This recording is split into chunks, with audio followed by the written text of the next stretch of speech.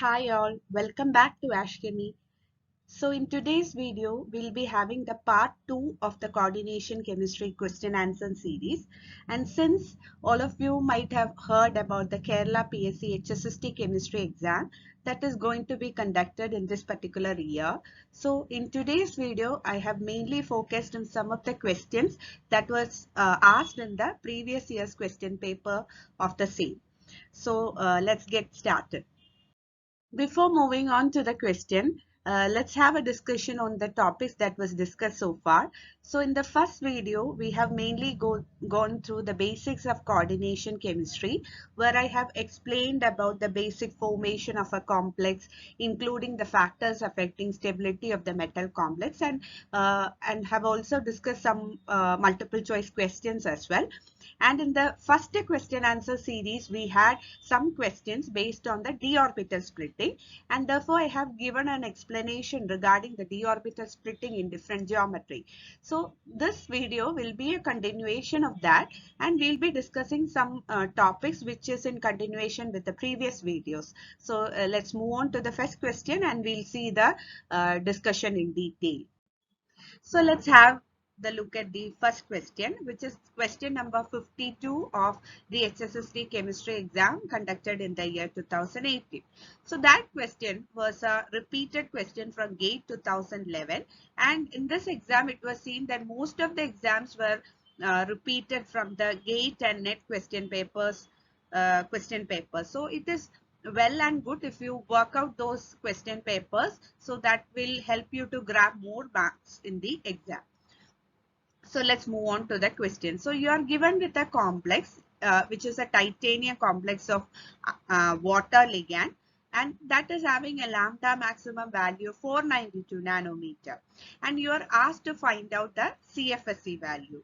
And so for working out this particular question, you have to find out the CFSE value for this question. This complex, because CFSE, when you calculate the CFSE of a complex, you'll be getting it in the terms of delta O. So this is a relation that can be connected to delta O. So finally, you'll be getting the answer in centimeter inverse. So that is not mentioned in the question, but actually you'll be getting the answer in centimeter inverse. So we'll work out this question. So initially we have to consider the titanium complex. So this is the answer. You are having the titanium complex, which is TiH2O 6 times 3 plus. So this is the question that you are having. So in this you can see that the titanium atom is in the +3 oxidation state. So normally if you consider titanium, the configuration is D2S2. So 3 plus state, it will be having a configuration of D1. So this is the electronic configuration that is possible for this complex, and it is an octahedral complex. So you have to write down the electronic configuration. This is T2G and this is EG. So it is T2G1. That is the configuration for this particular complex. So T2G, you know that it is stabilized by a factor of 0.4 delta O, and EG is destabilized by a factor of 0.6 delta O. But when you calculate CFSE, you will be considering the modulus. So CFSE value for this complex is equal to 1 into minus 0.4 delta O. You have to consider the modulus. So the final answer will be 0.4 delta O. So this is the CFSE value that you are getting. Now you have to replace this delta O with the centimeter inverse. That is, you should get the answer in centimeter inverse. For that, you should have a relation connecting delta O and lambda. Because in the question, it is given that lambda maximum is equal to 492 nanometer, which is nothing but it is the delta O that is given. So delta O means the energy difference between the T2G and the EG level. This is nothing but it is a kind of energy. And we know that energy is equal to Hc by lambda. That is, energy is inversely proportional to wavelength. So you can neglect all the constant and you can relate the energy with the 1 by lambda. Instead of energy, you can use the term delta O, and that is equal to 1 by 492 nanometer. Instead of energy, you can write, sorry, not delta O, 0.4 delta O, because the energy difference between the two level is actually 0.4 that you have got from this calculation. CFSE is 0.4 and the energy difference between these two level correspond to delta O, and that is nothing but 0.4 delta O. So this is the energy difference that you are getting, and that is related to wavelength by 1 by lambda, that is 1 by 492. Now you can calculate delta O. Delta O is equal to 1 by 492. You have to convert it into centimeter inverse, that is equal to 1 into 10 raised to minus 7 centimeters. 1 nanometer is 10 raised to minus 7 centimeter, and you have to divide it by 0.4. So the answer you will be getting is 8130 centimeter inverse, and this is option A. So this is how you have to calculate these type of questions. I think you are able to follow. Now coming to question number 2, which is question number 55 of the same question paper. So this is a question regarding the complex that gives the minimum intensity absorption in the UV visible region. So you are provided with 4 options, 4 complexes. So this is something which is related to the electronic spectroscopy of a metal complex. So we have to see that in detail. So let's have a discussion on the same, and after that we'll solve this particular question. So let's have a discussion on the electronic spectroscopy of metal complexes. So when you consider the electronic spectroscopy or UV visible spectroscopy of a metal complex, it is actually governed by 2 selection rules. Normally in spectroscopy we'll be having selection rule, and there are 2 selection rules associated with electronic spectroscopy. They are Laporte selection rule and spin selection rule. So in Laporte selection rule, it states that whenever a transition is taking place between 2 levels, the change in parity or the change in orbital quantum number between the 2 levels should be equal to plus or minus 1. Okay. And similarly, the spin selection rules state that when there is a transition taking place between 2 levels, the change in spin multiplicity delta S should be equal to 0. So these are the 2 selection rules. So when you consider delta L equal to plus or minus 1 and delta S equal to 0, the transition which obeys these 2 selection rules are said to be allowed transitions. And the importance of allowed transition is that their intensity will be higher. So as long as there is the selection rules are obeyed, the intensity of that particular transition will be higher. And there are situations where one of the rules will be violated and the other one will be followed, or else the extreme case is that both the rules will be violated, where you'll be having a very low intense transition. Okay, so this is regarding the intensity of transition. Now coming to the details of this 2 rules, let's have a discussion on the Laporte rule. When you consider Laporte selection rule, we have already mentioned that the delta L value should be equal to plus or minus 1. Therefore, if you are having a transition like DD, FF, PP, etc., these transitions are forbidden transition. Because when you consider the delta L value for DD, FF and PP, that will be equal to 0. Because the L value for D is 2 and the L value for D is also 2.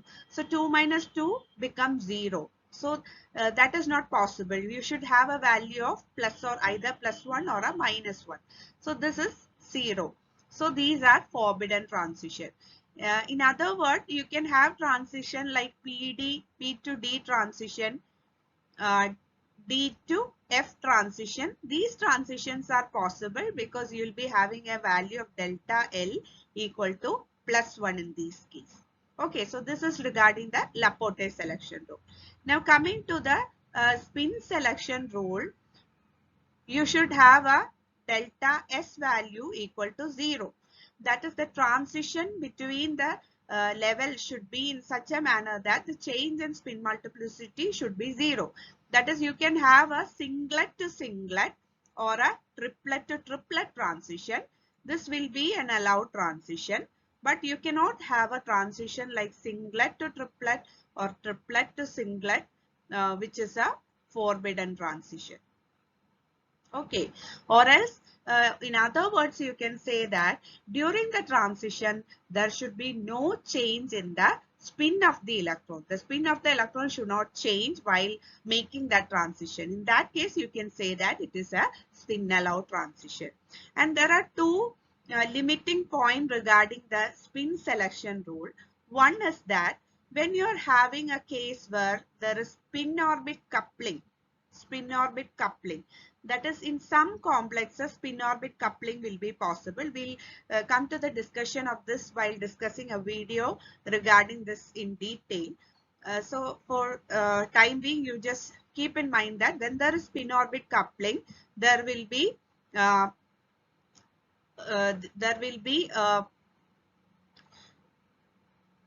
violation in the spin selection rule, or else we can say that that is a spin forbidden transition.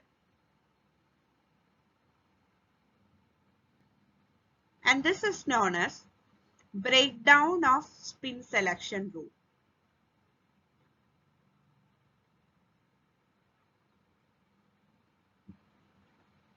Okay, so when there is spin orbit coupling happening in a complex, that leads to a spin forbidden transition, which is a breakdown of spin selection rule. Now another point is that this spin orbit coupling is usually observed in the case of heavy elements. So this is most probably taking place in heavy element. Therefore, this effect is also known as heavy atom effect. Okay, so these two are the points regarding the spin selection rule. Whenever you are having a spin orbit coupling, this will lead to a spin forbidden transition, and this is known as the breakdown of spin selection rule. And when there is, and this is mostly taking place in heavy element, therefore this is also known as the heavy atom effect. So you have to keep in mind the two selection rule regarding the electronic spectroscopy. Now, another important point regarding the electronic spectroscopy is the importance of DD transitions. So normally, we have already mentioned that a DD transition is a Laporte forbidden one, but it doesn't mean that that particular transition is not taking place. In most of the complex, you can see this DD transition. And in the case of DD transition, you can consider it in an octahedral complex as well as a tetrahedral complex. In general, we can say that you have to look into the center of symmetry of the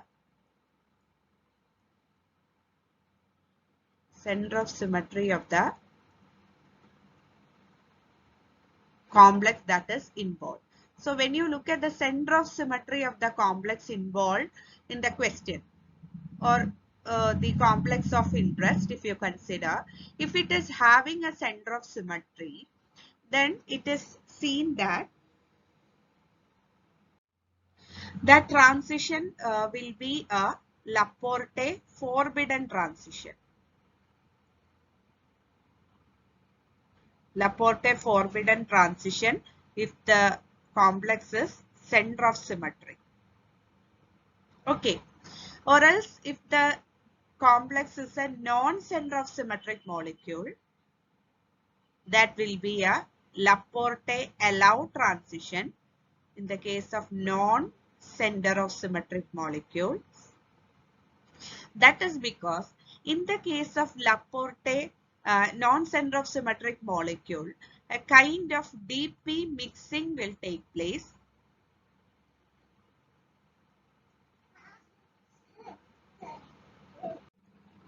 Okay, DP mixing will take place. And when there is a DP mixing happening in a complex, the transition will not be a DD transition. Instead, it will be a transition from D level to a level which is somewhat P in the character. So when you are having a DP transition, definitely the delta L value will be plus or minus 1. So this will make the transition Laporte allowed. Okay, so this DP mixing will be taking place in complexes where there is no center of symmetry or the molecule is a non-center of symmetric one. So this is the case with Laporte selection rule. So when you come back to the octahedral and tetrahedral geometry, we know that octahedral is a structure like this. So this is definitely having a center of symmetry. Whereas when you consider the tetrahedral geometry, it is somewhat like this and it is a non-center of symmetric one. So as a result, we can say that in octahedral complex, the DD transition is a forbidden one. But in the case of a tetrahedral complex, the DD transition is a allowed one. Therefore, when you look at the intensity of the transition is also, this will be less intense, but those of tetrahedral complex will be more intense. So we'll designate the or represent the intensity of a transition with a value known as epsilon, which is known as the molar absorption coefficient, and the unit of epsilon is also very important. In some questions this is directly asked, which is liter, mole inverse, centimeter inverse. So this is the unit of epsilon, which gives an idea regarding the intensity of a transition. So now we are having different cases. So we'll consider a table in which you'll be having a type of transition on one column. In the second column, you'll be having the value of epsilon, which is molar absorption coefficient. And in the third column, you'll be having the example. The first type of transition that is possible is that is both spin and Laporte forbidden.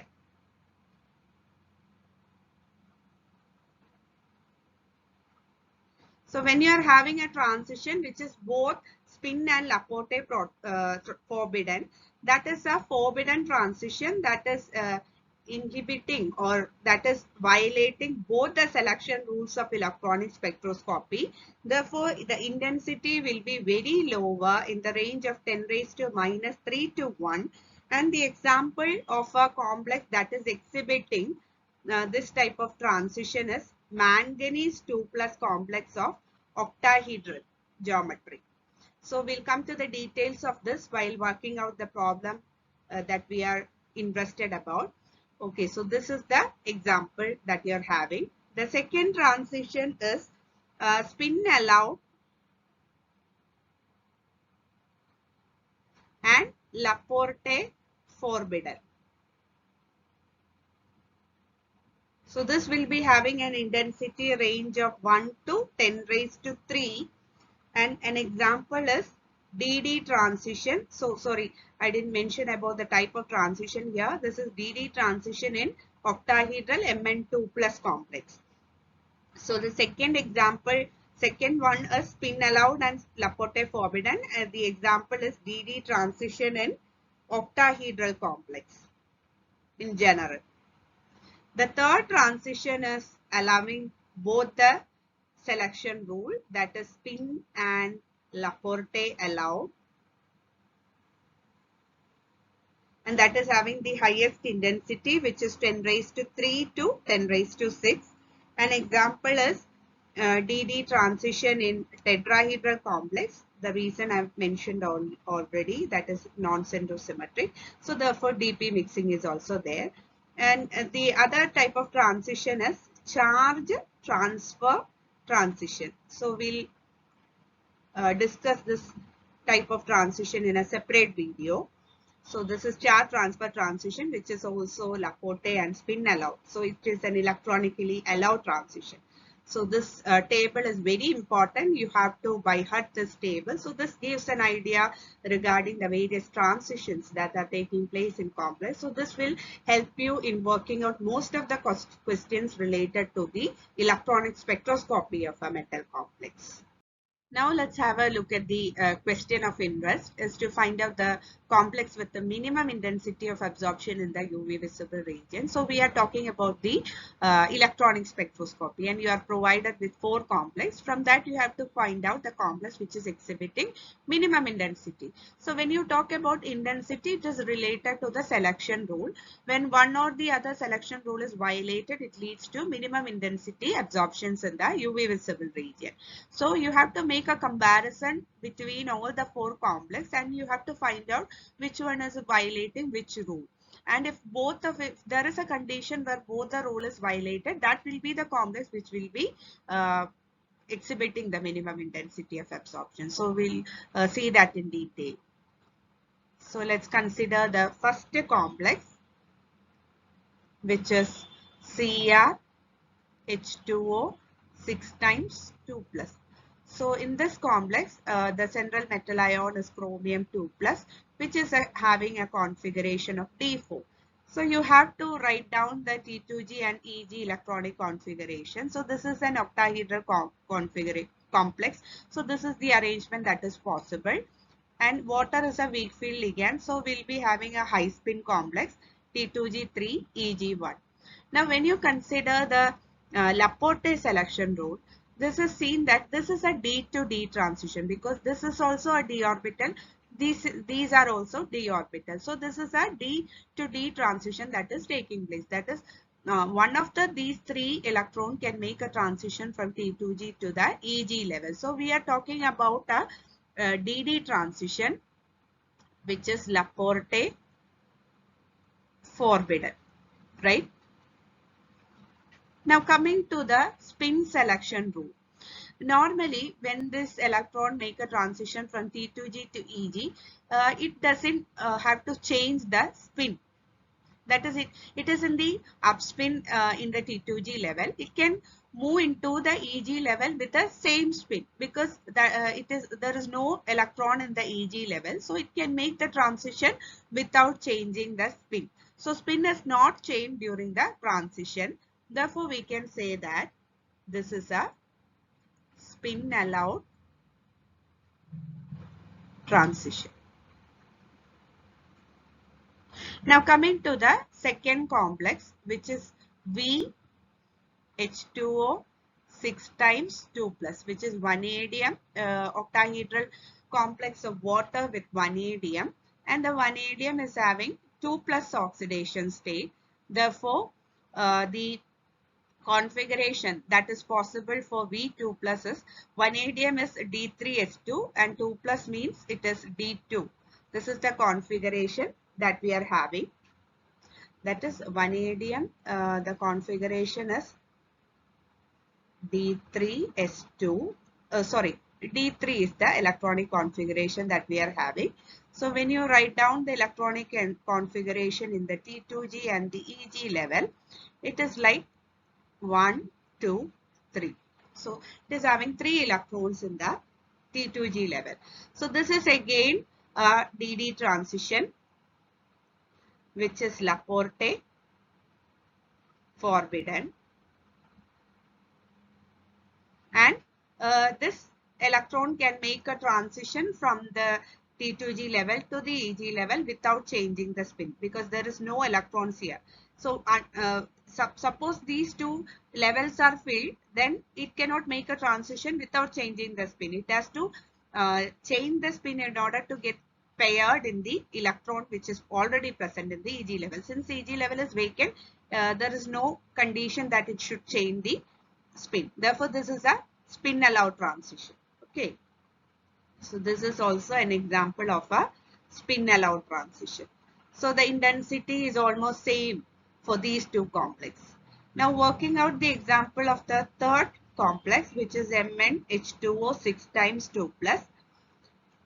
It is a Mn2 plus ion which is having a configuration of D5. Now when you write down the T2G and EG electronic configuration, it is also a high spin complex because the ligand is the same, water, which is a weak field ligand. So this is the configuration that we are getting. So it is a kind of DD transition. Again, it is a Laporte forbidden one. Now when you look at the spin selection rule, it is saying that this is a condition which is different from the previous complexes. In these two complexes, either one of the Eg level was vacant, so that the T2G electron can make a transition without changing the spin. But that is not the case with this complex. Here you can see that Eg level, both the levels are already half filled. So suppose any one of the T2G electron is making a transition to the Eg level, it cannot use the same spin. It has to change the spin in order to get paired with this electron. That is, I'll show you. That is, here you are having a upspin, but this upspin cannot make a pair with this electron because this electron is also having the same pair. So if it is going in the same way like this, it will be like this. So this is not a pair. When you are pairing, they should have equal and opposite spin. So definitely this electron should make a transition by inverting the spin, which is against the spin selection rule. Therefore, this is an example where you are having a spin forbidden transition. So this is both Laporte forbidden and spin forbidden. Now in order to conclude, we have to work out the fourth option also, which is CO H2O 6 times 2 plus. So here also you are having a cobalt 2 plus, which is a D7 ion. So when you are writing out the configuration, it is 1, 2, 3, 4, 5, 6, 7. So this is a different case. Now when you compare this complex with this one and this one, it is definitely a DD transition. So we'll clear that part. This is a DD transition. Therefore, it is a Laporte forbidden one. There is no issue regarding this one. It is well clear. But when you come to the case of the spin selection rule, it is seen that this is not the case with these two options. In these two options, there was vacancy in the Eg level. So these electrons, they need not change the spin. But that is not the case with this option. Here you are not having any vacancy in the Eg level, but you are having electron with the opposite spin here. So this can move directly to the Eg level to make a pair with this electron or this electron. There is no issue.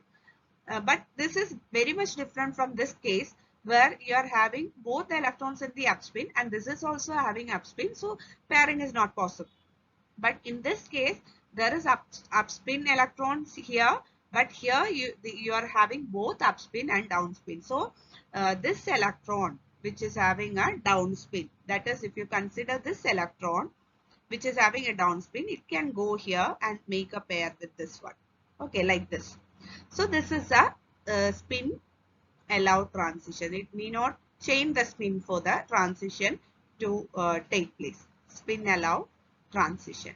So if you consider all these cases, for option A, B and D, they are DD forbidden, that is Laporte forbidden and spin allowed. So these three cases are almost the same, but the third option is like in both the cases regarding both the selection rule, they are violated. So this will be the complex which will be giving the minimum intensity absorption.